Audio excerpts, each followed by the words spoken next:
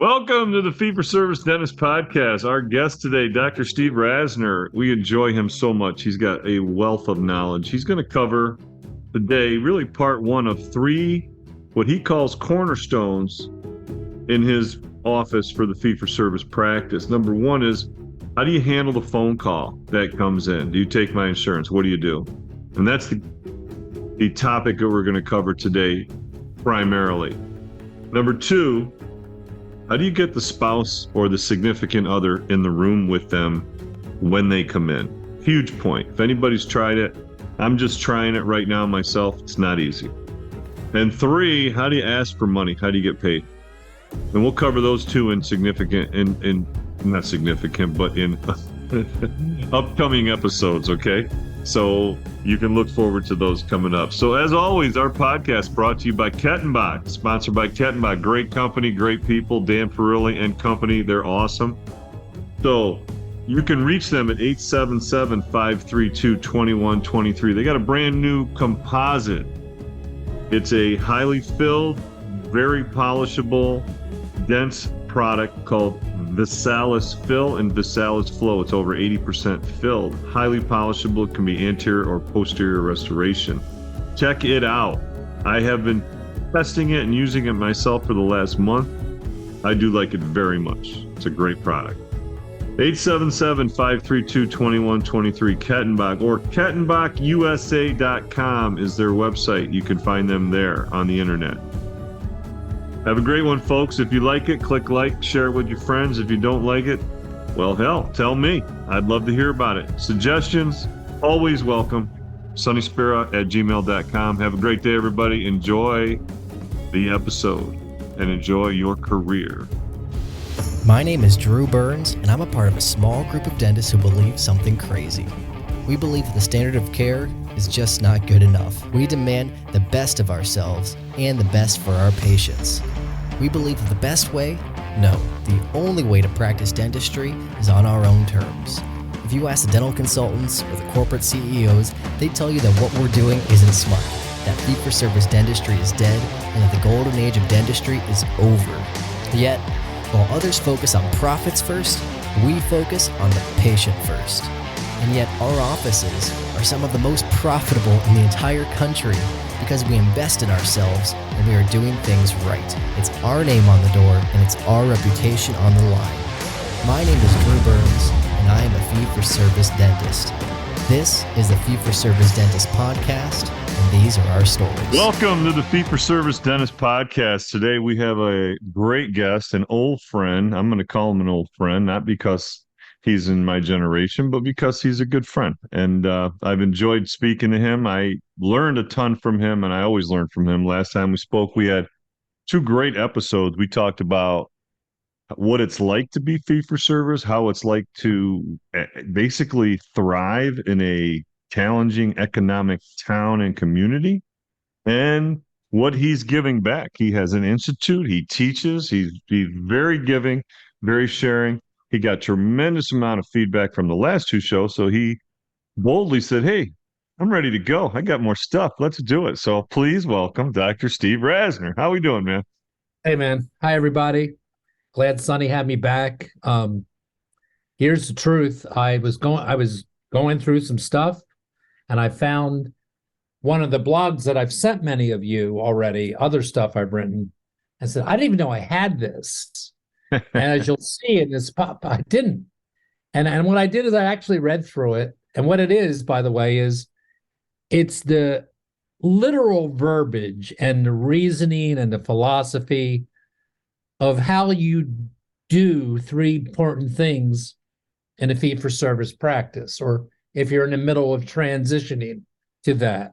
And that is, seriously, what do you say? Not you, doctor, but somebody at your front desk. What are they saying to that patient that's calling that's out of network? Because they're all out of network with me. Right. And next thing I thought about is, how do you get this significant other to come? You can't, that's an important moment. We'll get to that. Right. And the last what's one, funny? Yeah. To that point, I had a couple of appointments that came up, and I didn't have anyone else in the room. And I was like, didn't you learn something? Like, didn't you get something from Steve last time? Why are you not making it an invitation and a must that their significant other should be here? Because there's a void in the room now. When you know that someone should be there, there's a void. So if you're having that conversation with the patient, especially the man, and you Yeah. know that the decision making female is not there, it's like, oh boy, in a traditional, Yeah. arrangement. You know what the That's deal is? The future of fee-for-service dentistry is based in membership patients. If you need help starting your membership plan, or if your plan is too big for your team to manage, visit dentalmembershipdirect.com to set up your free membership growth solution demo with our team. The deal is this. At first, you guys got to know that when I come on here and Sonny comes on here, I know we're like 100 years old to some of you, but, part of my French, but this shit works. I mean, right. this It stuff works. Right. absolutely is why. And it's Right. subtle. Like if you just hear me talk about, oh, have a fee for service practice, that inspires you to want to do that, as it should. But it doesn't tell you the next step. Like, how do you approach verbally the out-of-network patient and get that significant other to come and get paid up front? All cornerstones of a fee-for-service practice. And we, both of us, I feel like I know him. You all know he's a cool dude, but I feel like I know him for 20 years now, and he's that kind of guy. And I don't know. We both are sitting here on a Friday afternoon. We want you to have a unbelievably successful career, and maybe both of us play a small part in it. That's where it's right. And then you turn around and you share it, and then you teach and you bring the next generation along. You know why? I'm thousand Because on the that. alternative sucks. Exactly. The alternative for you to get screwed over by toxic insurance, get burned out when you don't have to. Right. And, it's not like I'm even some superstar guy that everything just works for me. I got to work hard for my stuff. Right. Yeah, that was clear. I thought that was really clear because you can read articles and you can see things and like a presentation. Boy, that's so easy and so smooth. That would never work here.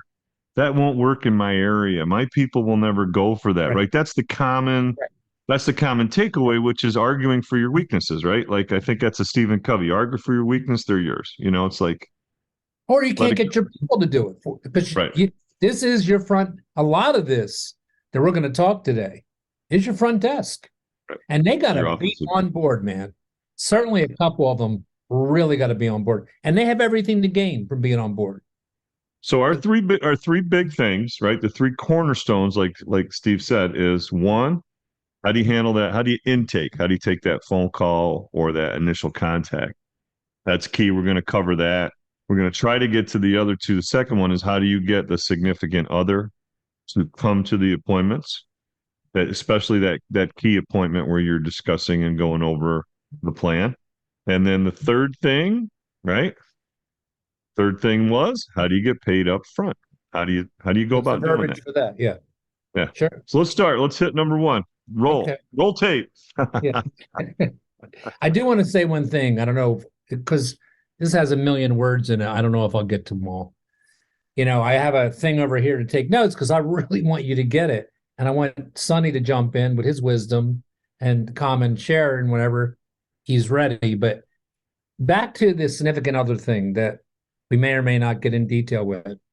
I cannot, and I've done that for 25 to 30 of my 42 years. I cannot count for you. I need a calculator. How many times a patient says to us, oh, I don't need, I make the decisions here. I don't need my husband there or my wife. That's what I'm heard. And then they come in and every friggin' time, well, I got to go talk to my wife about this. Right? Talk to my, and then you're dead, especially if it's significant and you give them a quote, you're dead. Remember, in my philosophy, and I'm sure most of yours, I hope, you're doing a comprehensive exam. I mean, you're not just looking at the tooth that hurts. You're looking at the whole mouth. And that's hard to come up with a $2,000 treatment plan. Even if you're a conservative dentist, it's hard. So that is a really, really big point about an enduring fee-for-service practice. You got to have somebody really good up front and you're not always going to get it, by the way. I mean, so no matter what you do, sometimes it's just not going to come. The significant other won't come. So here's how I wanted to start, Sonny. I think you'll love this. So you shared with us. You said about as hard and as diligent as you work at it, you're probably getting 80 to 90% are there, but there's still that 20% that don't show. Yeah, man. I think what happens, I did my whole act or whatever, not an act. I did my job. No. Yeah. And listen, I'm going to go home in my world, and many of yours are going to say, oh my God, I met the coolest dentist today, Dr. Spirit. He's amazing. I never had anybody talk to me and treat me. And that's very common, by the way, for you guys, or you wouldn't be tuned into a podcast on the weekends or whenever you do it. Because a lot of your colleagues, look, the whole world is not all in anything they do. You know what I mean? So you can be half into your job. You can be half into dentistry. Right. That's okay. I mean, but I don't think people that reach out to me or watch podcasts or even think about being a fee-for-service practice, I don't think they're half in. They know it requires a lot and it is worth it because the payoff is significant. I don't mean financially. I mean, the whole trajectory of your career becomes completely different when you actually get paid for what you do. Boy, that's a big, not unique idea. So this is how I wanted to start. I wrote here, what do you literally say to that out-of-network patient that calls you? But this quote I want you to think about first. Now, it's not an exact indoor quote, but I want you to hear it. I'll tell you who said it in 1 second. It's about basketball. I'll tell you, Sonny. It's basketball, and it's Marcus Smart before the 7th game against the Sixers, or the 6th game, because we were up 3-2. And they were coming back to Philly. And coming back to lose, to get their ass kicked. Right. He says, I want you to hear me, guys. It's not exactly related, but the brutality of it, it's a true dogfight. Scratching, clawing, biting, blood, everything. And if you're not willing to pretty much get dirty, if you're not willing to bleed, if you're not willing to break something, willing to tear something, go hard, then you shouldn't be on that court, because that's what it is. That's what playoffs are about. Hopefully you stay safe, but the mentality is you got to go. You got to be willing to risk it all for these games. And that's the mentality we have. And he did. He came back and they beat us. And here's what I'm saying to you.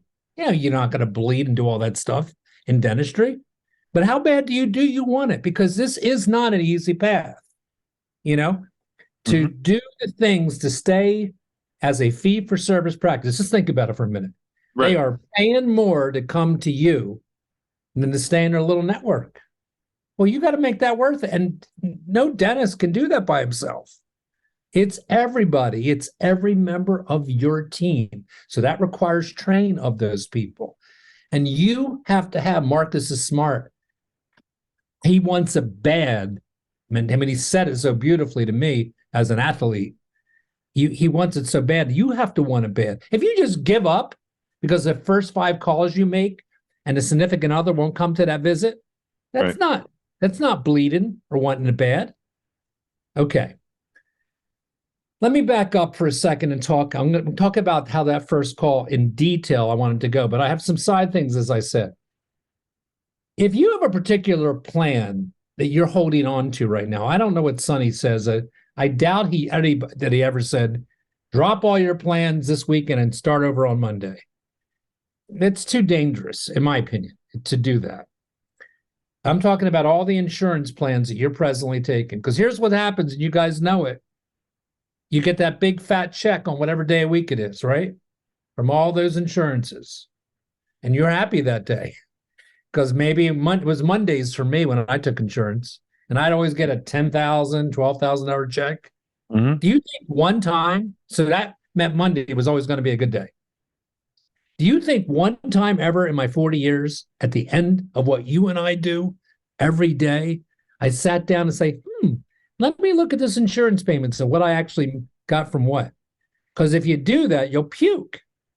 Yeah, it may add up to 5,000 or 10,000 on one day a week, but you're not taking into the fact that maybe you got paid $400 on a $1,000 endo or $600 on a $1,200 crown or whatever your crowns are. So, however, and I'm talking to you like this because I think you need to hear it. However, you may have a plan that all the teachers in your community take, and you've taken those teachers in that plan for the last 20 years, just like I did. That was Delta, which was the worst of all of them for me. And I held on to them, no, for good reason. I held on to them just because I didn't want to face what was going to happen. What do you mean you're not taking our plan anymore, Doc? I've been coming to you for 20 years with my family. That's Paul Goodman's story right there. Same exact thing. The teacher's insurance. Really? Yeah, we just it's funny you said it's funny you use that example because that was the one that he said we got to get rid of this. And it was like and his wife was a teacher, right? And was like, right, it's we do it because we've always done it. So so it's okay. What you should do, and pardon me if I covered some of this in the past, this is the way you do it. This is the way you get anything done. You got to have your morning meetings every day. That's to make that day great. That's got nothing to do with what I'm about to say. Right. You got to have monthly meetings where you make organizational and cultural changes as to what you're going to be. And that's hard to do, guys, because maybe you're already struggling, right? But you're never going to change. It'll never happen unless you sit down with your entire team, which you should do once a month, and it sucks because you're paying them. I mean, it's the way it is. It's the price of business. And you plan as a team. We're going to get out of insurance, and it may take us 2 years to do this, but this is what is needed by everyone. And I'm going to get to the important thing, of course, in a few minutes about you need a lead person to take that call. So a killer who everybody loves over the phone, that it's palpable when they call you that what the hell? This place is different. So well, my point here is you don't have to drop everything, and you should. You should have a plan and a meeting with all your major procedures listed going across. Not every single one, but the things that you make your money off of. Crown and bridge, dentures, implants. And because you don't know what everybody, because you might have 15 plans, right? So you don't even know what one plan versus another. So it takes about 2 weeks to get that information. Then you have a meeting, and then you begin eliminating the most toxic plans. That's how you get out of this.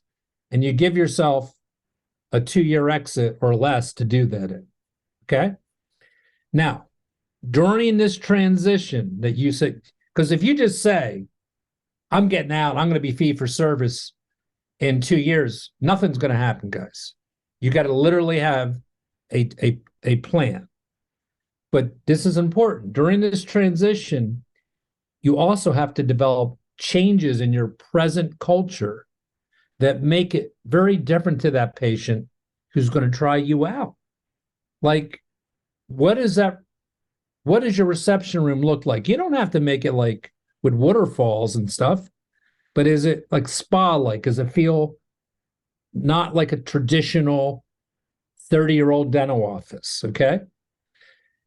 Your staff has to learn the importance of body language. And I'm not kidding you with this. So that's what I meant when I said this is not easy, and it isn't a 5-minute talk to change over. Like maybe you have the right staff already. Not everybody does. Maybe you have somebody at the front desk that is a clock pusher and could care less about relationship-based practice and smiling and stuff.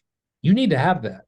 Has any of you, or you, Sonny? I mean, you go to a physician's office, even a hospital, like I've been going to because of my back.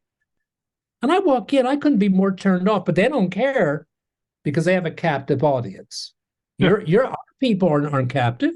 They go to a dentist down the street because much of what we do is elective. You don't have to have the implant on number 30. A lot of what we do is asymptomatic. It doesn't hurt. So, there's not this compelling thing all the time for them to stay with you or get in with you. And if they don't feel a difference from the first phone call, it's a problem. Okay.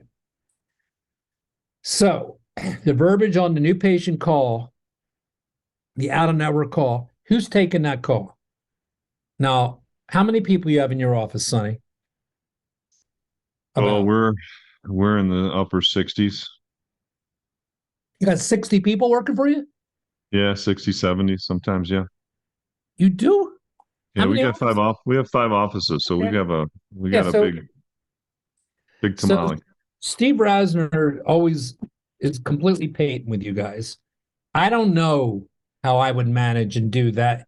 I would suspect that Sonny has sub managers and has a bigger network than I do to handle what I'm about to tell you.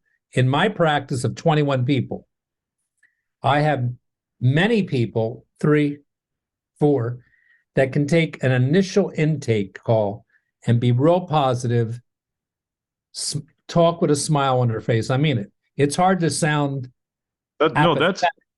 that right there is a huge point.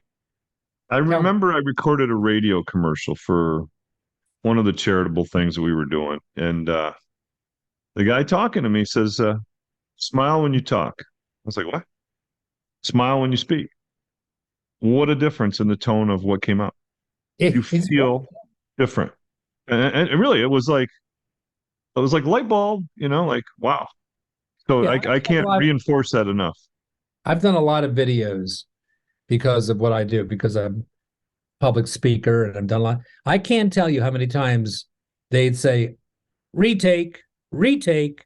Did you hear your voice? Did you hear what you sound? And I didn't. So if I can do that, and I'm paying a guy tens of thousands of dollars to make a video of me, it can certainly happen at your front desk that somebody can come nonchalant would be the word about any patient, a returning patient. Remember, I tell my staff every day, and I mean it, man, because here's what I'm telling you this, because I feel I have to say this, or things go back to hell. I am the leader. You are the leader. You know why? Because you and I have the most to gain and the most to lose if this doesn't work. It's the truth. I've been doing this for a long, long time, and I will take full responsibility as you need to. It's okay, but I'll tell you one thing that's going to be definite. It's not going to change. Workers, staff, no matter how great they are, often fall back into old habits unless you're there constantly reminding them. And I tell them this, with our returning patients today, I don't say it every day, and certainly the new patients, whether they accept treatment or not, we need them to leave out of here today like, damn, that place is worth it. Just like a restaurant, right? How do you think of that, Sonny? No, it's true. It's the experience, and I think that's what you're selling is the experience. And someone I spoke to recently talked about that, like with their marketing and stuff. It's not necessarily the services per se; it's the experience. So, what about this experience?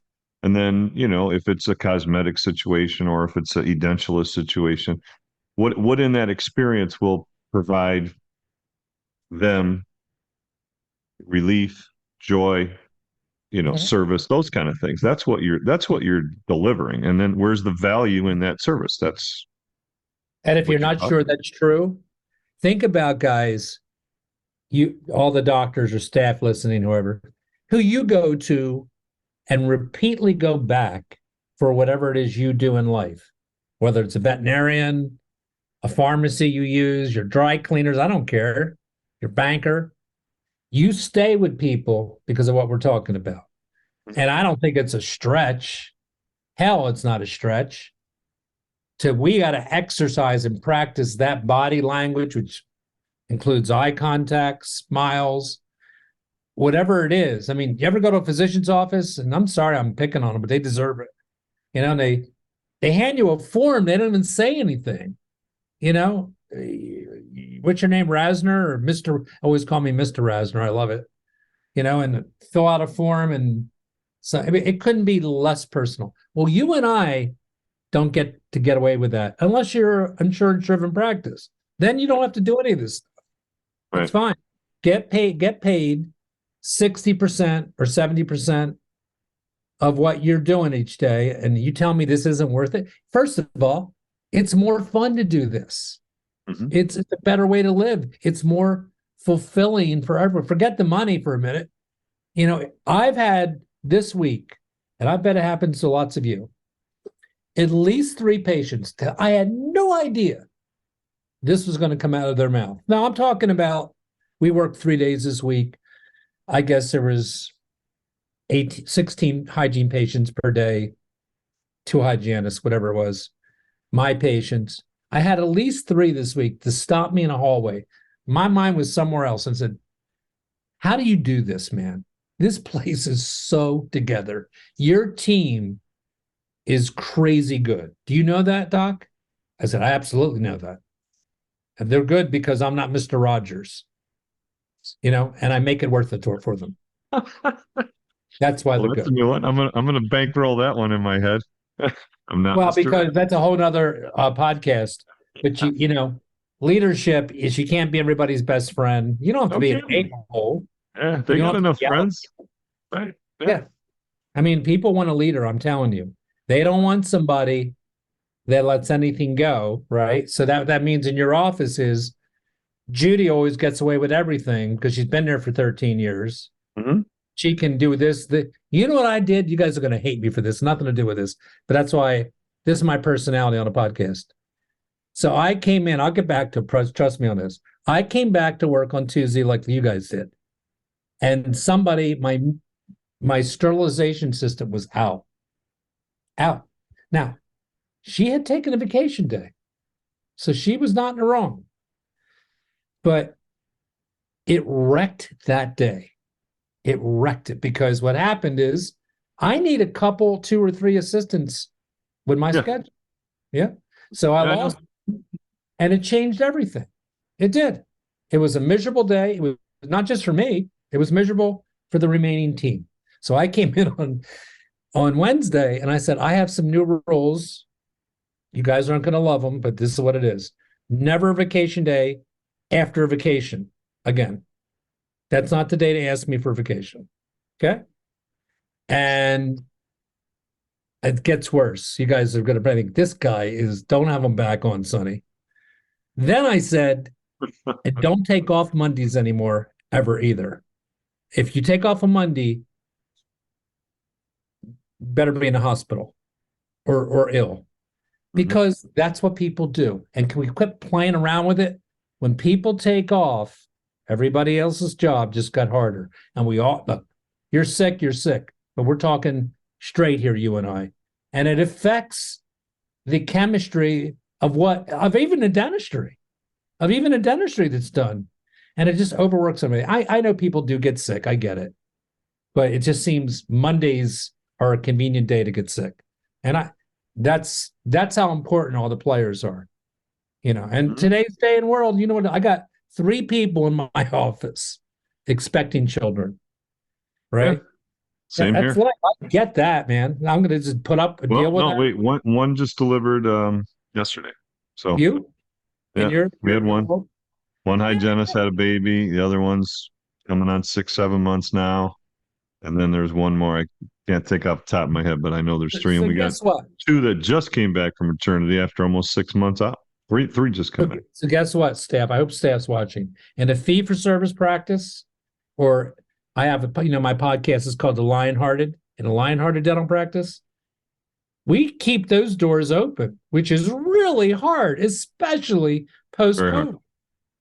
We keep that door open. We have to get temporary staff and move job roles around and do it that nobody even notices. I mean, rarely. I mean, the people working notice, but the person that's out doesn't get to see that. It's borderline heroic to keep that space for them. And, we're not just, okay, but I can't hold space for you. That's not what we're talking about here. It's a lot. It's a lot to juggle. All right, I got sidetracked. I'm sorry. So we're back to the initial phone call, handling that call. No, I have one person out of 20-something that I really want to take in that call. Now, I know I'm lucky because I've had her for 42 years and she has an amazing personality. I'm sure, God forbid, if she retired or something like that, I would work hard, but it would not be an ordinary person, and it can't be for you either, because that person is the most important person in your entire office, hands down. Sorry. You know why? Because if they don't get past her, they never get to experience those amazing hygienists you have, or your amazing work, doctor, or your assistants and all that stuff. They're never coming in if that person is not what I'm about to say. That person is a person that usually just doesn't have bad days.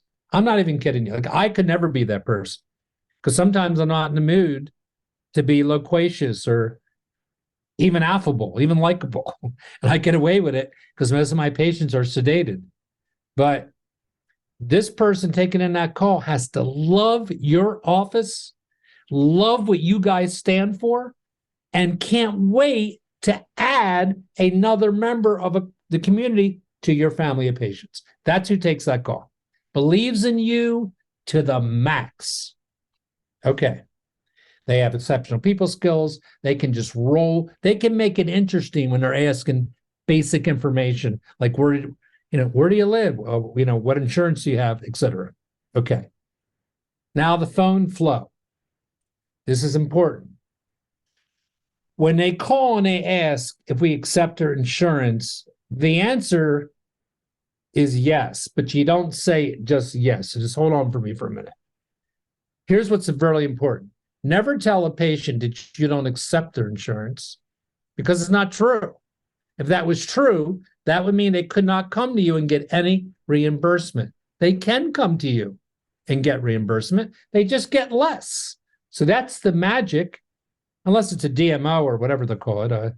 DMO. Right. Yeah, there may be a handful of plans that don't allow benefits that are out of network. So you have to know them. So let's say it's insurance B and insurance X. So if the person calls and they say, I have insurance B, that answer, do you accept my insurance? That's a no. But the other 27 letters of the alphabet, see how math I did that? See 27 out of 26 letters? So the other 24 letters of the alphabet, the answer is yes. So go ahead. So what Michelle does, I'm looking for literally the words. Just remember this. Now, and I'm telling you this because I literally know that many offices do this, even in my own community, especially the specialists do it. So the answer will be, oh, I'm sorry, we don't take that insurance. The exact same answer that we give to Medicaid patients. Right. Because to be Medicaid, you got to have a permit to do Medicaid, and it's just not the structure of the organization I built. Whoever's doing that, God bless you. Okay, Medicaid in New York changed. You have to be in an HMO to accept it. So when I had a handful of Medicaid patients, I could no longer see them, even though I quote still saw Medicaid patients. They were forced to stay in into whatever the HMO was. So that was New York State. She'll say this. I found it exactly.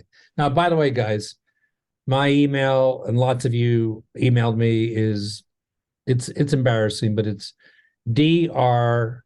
Rasner at AOL. That's what's embarrassing. I don't even know if AL is going to be around another year or two. I'm going to... Come on, hang on to it. Yeah. So I have this in writing, so you don't have to write real quick right now. What I'm trying to do with Sunny with you is show you there's a way, there's a next step. This is what we do next.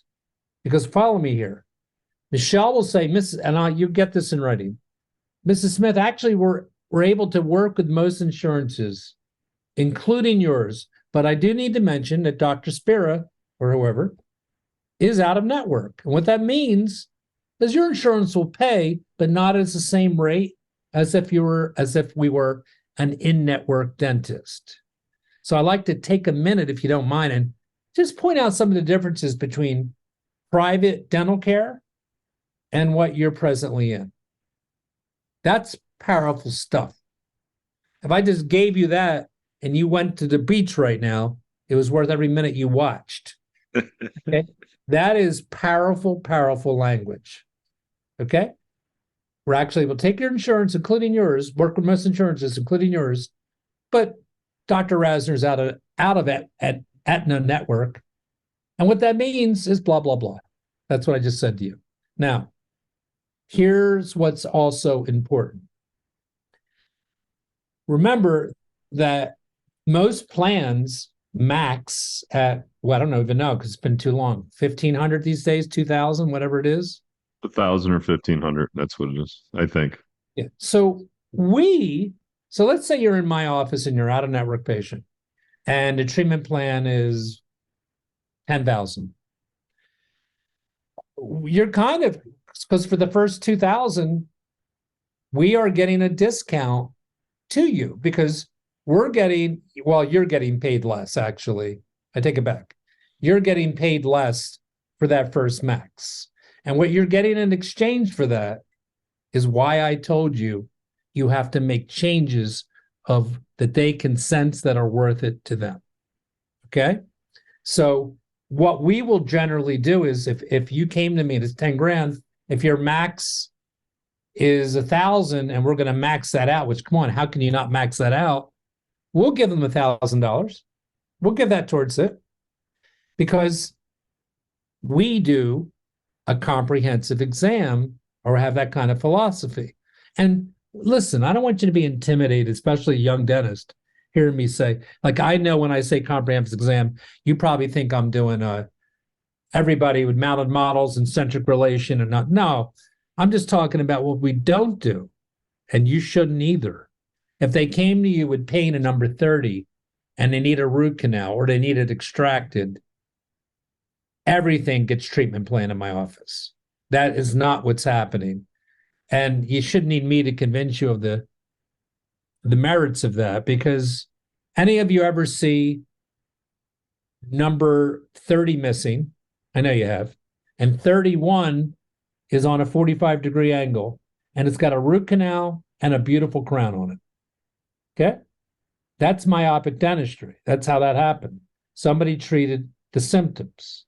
That's not fulfilling you as what you're capable of. So you don't even know if that tooth should get a root canal until you look at the entire mouth. And you need to go, or I'll send you, it's even better, what my vision is of a comprehensive exam. Okay?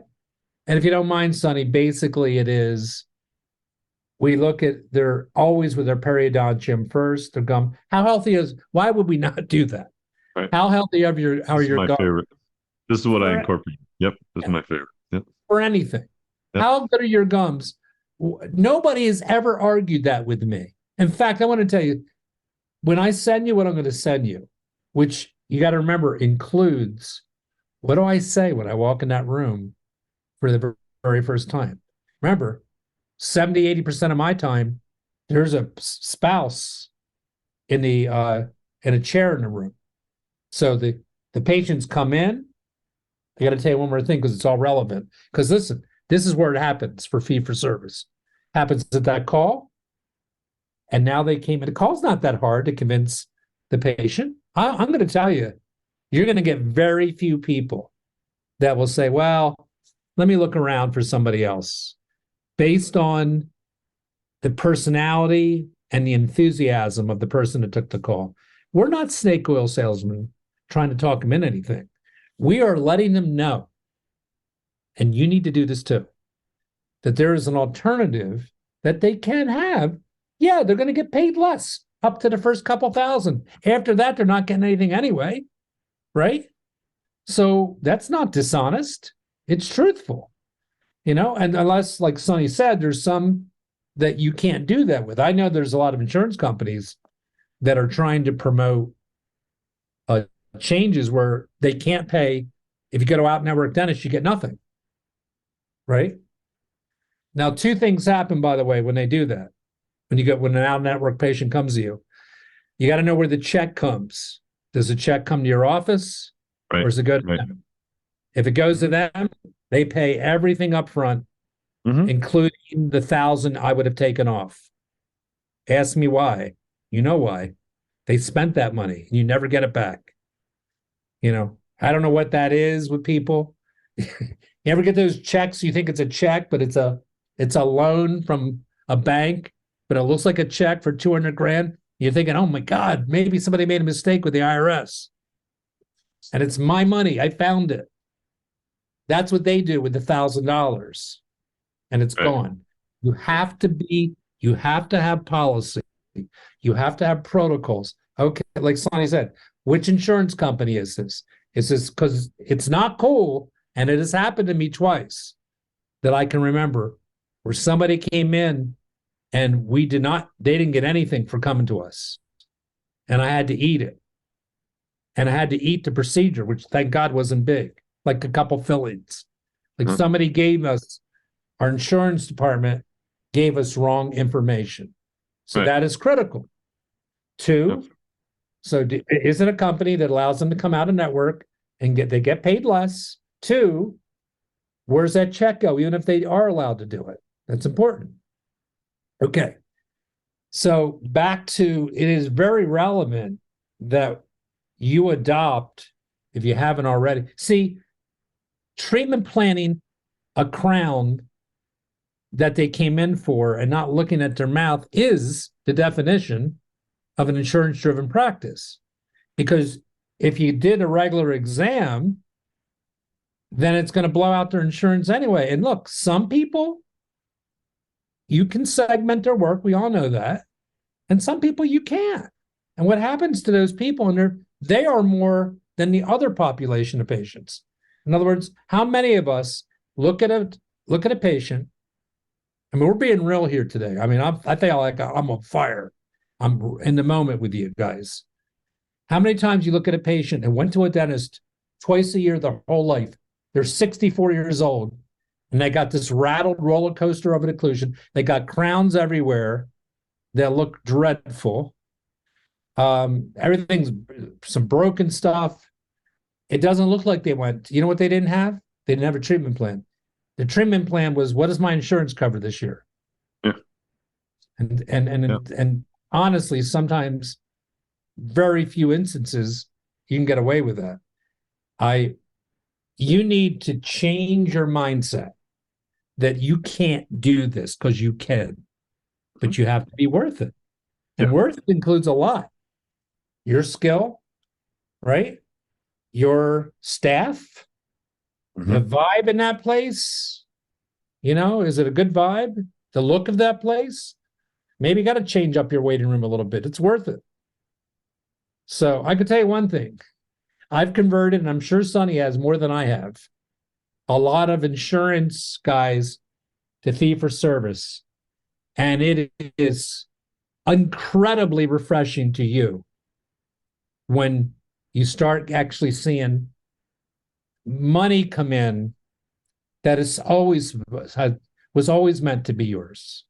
Okay, not 70% of it. And it makes an incredible change in your EBITDA, in your profits, and the whole office.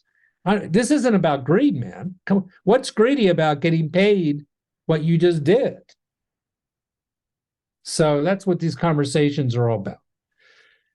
And for me, you can go back to my podcast in the Lionhearted when I started in 2018. I actually looked it up. It's podcast 2 through 5, the very beginning, how I did my exams and what's going on from the moment I walk in that room, right? Right. What do I first say? And you better be sure I cannot tell you how many people come in our office, and I'm sure yours, Sonny, and they left the other office because, oh my God, they were crazy. They wanted $7,000 or whatever. And when I hear that, my reaction is, well, I don't know what it's going to be here, because what you came to me for above everything is the truth. And I don't know what you are. It's going to be what it's going to be. And you need to be comfortable with it. And often it's triple that. And they're fine. That is not just talk, it's real. Okay. Well, the part that's so important, and I talked about this last time we spoke, is in your method in your communication, it's a dialogue. You start to have a conversation. You ask a question. That question is relevant as to how you speak to other things. And the patient most often, and this happens to me now more frequently because I really follow along with how you do things. No one's ever done that before. No one's ever talked to me like this. No one's ever, Right. basically, no one's ever cared is what they are saying, but they use different words. And what echoes from what Sonny just said is the fact that how many times, first of all, what makes this easier, guys, is that most of our colleagues aren't going to do it. They're not. They're not going to walk in a room like I do. Not because I'm great, because it's very comfortable for me to do it, because I've done it for so many years. So it doesn't, and I actually get excited still, 40 years into doing this, that I don't have a ton of new patients, that there's a new patient on my schedule. It happened yesterday.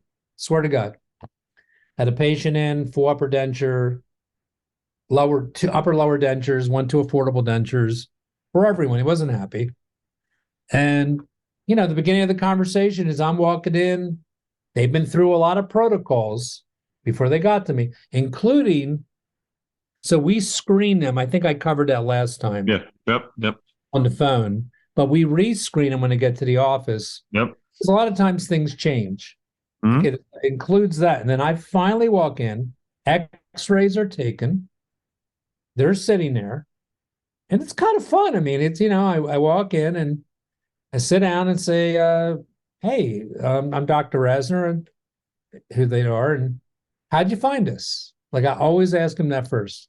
How'd you guys find us? Because a lot of times that, which I have all this in writing, sparks conversation that's comfortable. Everybody, listen, think about this for a minute. And I even say this to a patient, because I don't have the exact rap every time they come in my office. And we're spending a lot of time on this minute in this podcast, because it's so critical to what happens with you. If you're desperate for work, I'm never desperate for work because of what I'm giving you right this minute. But a lot of times I'll say, listen, especially if I'm told, because I'm coached, because Michelle interviewed them like I just told you again, and she'll say she's really nervous, and Michelle's coaching is to give me one more shot before I walk in that room. What am I walking into? And she'll say anything from, oh my God, you're going to love this guy. He's the nicest guy ever. And they're a great couple. Sometimes she'll say, the guy's a doll. His wife is a witch. She looks like she hates me, So I'll know that walking in, and that influences me. I try to engage her when I get in there, if possible, And I'll walk in, and sometimes I'll say, look, before I say anything, I want to say to you, I know how unsettling this visit right now, you're with a new dentist, you don't know me, can be. And as soon as I say it like that, they know I care. They know I'm in their world. It's not fake. I'm acknowledging, like a lot of us don't think about, this is a moment for them. They're in a new office. They must be a reason that they are entrusting me. It's probably my branding, because what I brand, meaning advertise, is sedation dentistry, trust. You can trust me. I'm not going to oversell you. That's what that means. And confidence. I can fix teeth. Those three things. That's what I'm selling. That's what you should sell, by the way, too. It's a good thing to sell. And so I'm in there right now telling them in that moment. So we got past that out-of-network patient sitting in my chair right now, right? And I guarantee you, because I've been in the same spot for 40 years, they've heard I'm real expensive. And that's a little misleading because, yeah, I'm more expensive than the other dentist. I'm also often telling them why they have to do more than just one tooth. And if you really do diligence, you need to hear me right now. If you really do diligence to an honest, earnest exam, how are their periodontium?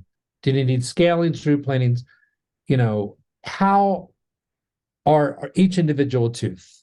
And, I'm not Bill Strupp, who I love, or Mike Brum, who, if they have a little crack in a tooth, it depends on what else is going on. I mean, in a restoration, no symptoms. Right. I don't change every amalgam that's 35 years old. I don't. I look, and this is something that you have to work on in your career, where you get, because I'll say that to them. I said, the most important thing that's going to come from today, it's going to be what I suggest that you do. I mean, what else is my value today? You're coming in here, you're trusting me, and I'm going to say, this is what I would do if I was you, and this is why I do it. And I tell them this, and you should too. I try to be conservative as I can. I do. But I can't always be conservative. And you're going to learn, young doctors, and I hate to say that because now I sound like I'm 30 million years old. But you will learn that if you really think a tooth needs a crown, and you do a MOD, MOUSE, Mickey Mouse 12 surface restoration, and I see it so often in young associates, because you're emotionally taught. I don't know why you did it, but you did it. And then it gets symptomatic or fails. They don't care at that point. What they see is they lost the $450 they paid for that. If you think it needs a crown, it's a crown. That's the story. And when you do a crown on number 13 or 14, you better get in the habit of looking at 15 and 12, because if you have ugly contacts, flat, that aren't anatomical, they got to be included in that treatment plan, or they need a crown. Because you know what happens? What happens? Tell me. They get a food trap because of your new crown. So that, even when I just said to you, tells you that it's almost never one crown. It's a treatment plan. So I go through the 5 modalities of their gums. I don't always get the luxury of replacing a missing tooth, especially if it's been missing for a long time, if I don't think it's negatively at this moment impacting that patient. I had that yesterday. I had a patient that all his teeth was missing 19, and his occlusion was rock solid. There was no movement, no drifting. It had been missing since they were, his words, 15, 20 years. I said, you can replace it if you like, but your bite is stable. So it's just a matter of a little more chewing surface or not. Yeah. And I assure you that that's a common philosophy that we share and that many of you need to do. In other words, it's ironic. I'm telling you, do a comprehensive exam and quit doing one tooth myopic dentistry. On the other hand, I'm telling you, don't treat everything unless you have to, unless it's negative. Like let's say they lost a vertical dimension because they've had crappy work. Well, then you can't do one tooth dentistry. And if you don't get the case, hallelujah, because you'll regret it. Because it'll fail. Yeah. Yeah, because it'll fail. Snap that crown right off. Yeah. And remember my words. You can do the most beautiful smile makeover you've ever done, and the only person they're going to tell is the only people that paid for it, because everybody wants people to think, that everything's natural. They don't want to say, "Oh, wow, do you love my smile that Rasner did for $35K?" No, of course they don't want to. But you screw up, they tell everybody. That's the problem. But they will tell people if they were a big old chicken, Frady cat, they'll tell everybody, "Oh my God, I was scared to death.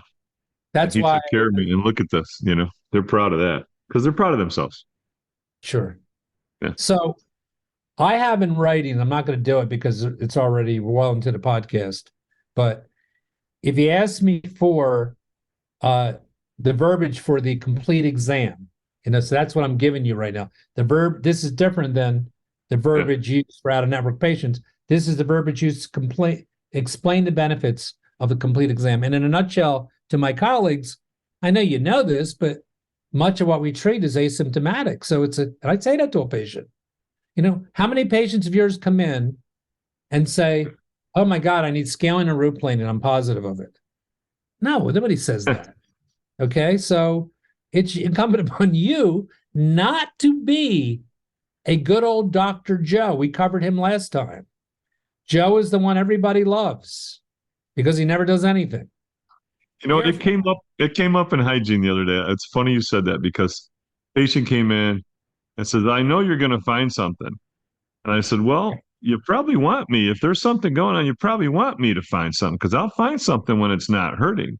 When you find something, it's going to be hurting and it's going to be 2 to 3 times the cost. So you probably want me to find something. They're like, oh, you put it that way. It's like, it's just a different spin. The first time I ever came across that and said that, I was like, that makes sense. When you get older, also as a dentist, it's a good thing because it's kind of like you don't pull any punches because you're really talented, because so many examples of what I told you about the young associate doing. And I'm only saying that from my own experience. I have so many young associates that think they did something heroic, and a lot of times it doesn't last. Or you do a crown, you do an endo, post, and core crown on 12. There is no clinical crown. So everything is resting on a post. Right. 1-2 years later, they come in, the post is in the crown, it's out of their mouth. The root may or may not be fractured. What are you going to do? And it's probably decay because it was loose for a while. They didn't realize it. You're going to take the tooth out. So it's like, okay, heroic to the tune of sometimes $2 to $3 grand now you've spent. Now we're going to spend another 4 to 5 on the implant and the crown. Like, maybe there's a better way. If you could just train and focus in the next 12 months on what your game plan is to get out of the present amount of insurance you're taking, you don't have to get out of it all. We already said that. What are you going to do? Be brave enough to schedule some meetings with what do you need from the team? The team needs to know that people are now paying more for the meal. So everybody, we got to be on time. That's number one. Because that's the easiest thing to distinguish you from most practices. Be on time. And there's a lot that goes into that. I talked about your new patient coordinator. Your scheduler has got to be killer about, and in the morning meeting that I have every day, and then encourage you to do, that's where you're looking for, this isn't going to work. Okay, I'm never going to be able to do this because we're humans. We make up a schedule, and the day of the show, it's not looking like it's going to work. And it's better to tell a patient at 9 o'clock in the morning that's scheduled at 2:30, give them the option. Right. Maybe they took off work and you got to keep them and adjust somebody else. Right. I'm telling you that you got to be able to be on time, to not be frantic, run late. That always ends up. And one of my podcasts, I don't know if I brought it up last week, was called, one of the things I would do if I was in your office, somebody's helping you, I'd give more time on every one of my procedures, even if you don't think you need it. And now you're saying, what, are you kidding me? I'll produce nothing. Nope. You'll produce more because you'll have more time. You'll do less redos, less food traps, less open contacts, better treatment planning, everything. I'm running my mouth. Where are we? Great stuff. You ready? We'll wrap it up.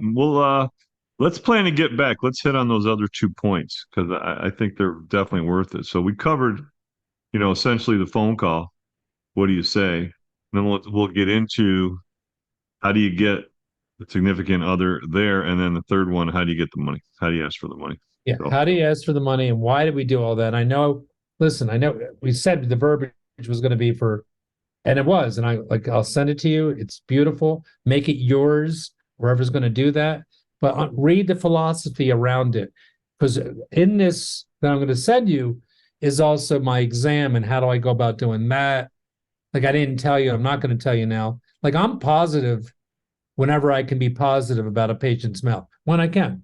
Patient has got a lot of bone, but they need massive. So let me tell you the good news right away. That reinforced it to me last time we spoke. I've done that much more recently too. Yeah. I mean, it's good. Yeah. And they're all excited that they're good. And whatever I'm telling you, friggin' works. Yep. It's worked for quite a long time. and I'm And if you thrilled. take photographs, you take intraoral photographs, don't Yeah. just show bad, broken things. Right. Show some good things. Cool, man. Same topic, same thing. Love it. Well, as always, I appreciate you very much. Plan on we'll do part 2 and 3 when you come back to Jersey. Let's get it done. Yeah, All right. we'll do the others, and guys, reach out to me on my Instagram and my Facebook. I like to be your friends. And So I'm not what's your selling anything. tell me your Instagram so people know. I don't know what it is actually. This I don't. Look up my name. I don't know. I'm looking it up right now. Wait a second. Look up my name. You'll find me, Steve Rasner. Yeah, You'll find them. you'll find There's me. only one, baby. Yeah, Steve Rasner. And I really appreciate the opportunity to meet all you because of Sonny. Thanks, Sonny. Thank you. Have a great weekend. Thank you. You betcha. Thanks for listening to the Fee-for-Service Dentist Podcast. If you would like to share your fee-for-service story, please fill out our contact form at ffsdentistry.com. Also, be sure to join our Fee-for-Service Dentistry Facebook group. For help starting your dental membership plan, visit dentalmembershipdirect.com and membershipmastercourse.com. Finally, for help with in-house financing, visit dentalfinancingdirect.com. And don't forget, your story is what you make of it. This is your name on the door and your reputation on the line. Thanks, everyone. We'll see you next time.